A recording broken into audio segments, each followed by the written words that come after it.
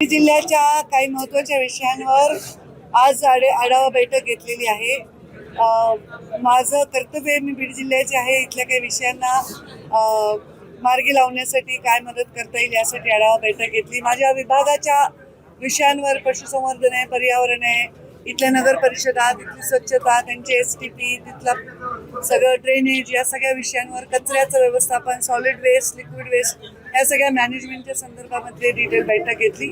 आणि पावसाची परिस्थिती काय आहे, पेरणीची परिस्थिती काय आहे, खतांचं आवंटन काय आहे याच्याबद्दल चर्चा केली.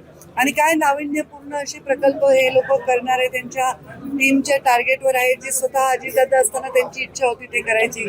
या सगळ्यांचा डिटेल आढावा आज घेतला. भरपूर वेळ माझी बैठक चालली आणि चांगलं जिल्ह्याचं काय चाललंय याच्याविषयी जरा प्रशासकीय माहिती मिळाली आणि गती द्यायला मदत झाली. गेल्या 1 महिन्यापासून 2 महिन्यामध्ये पाऊस पडला, मात्र जुलै महिन्यामध्ये पावसाचा एकही थेंब पडलेला नाही. मात्र 89% पेरण्या पूर्ण झाल्या, शेतकरी आभाळाकडे. इथे गंभीर विषय आहे. पाऊस न पडणं हा आता निसर्गाने आपल्यावर कोप दाखवलेला आहे. आम्ही सर्वजण खूप त्याच्याबद्दल कन्सर्न आहोत.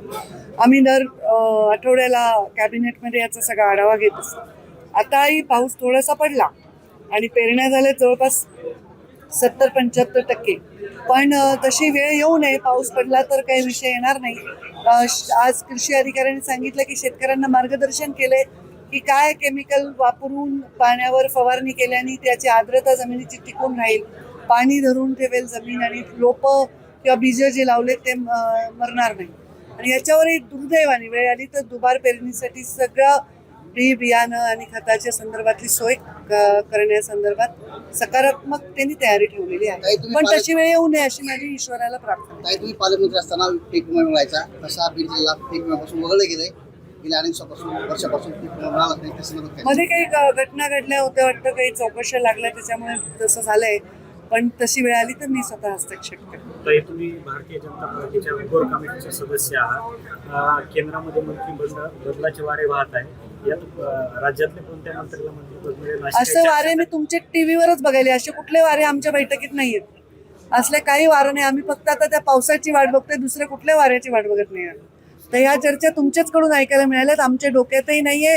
आम्ही आमचं काम करतोय आणि खूप छान चाललंय. महाराष्ट्र मुख्यमंत्री देवेंद्रजी यांच्या नेतृत्वाखाली दोघेही DCM 3 जण मिळून गुण्या गोविंदाने नांदतायत. कशाला दृष्ट लावताय आपण?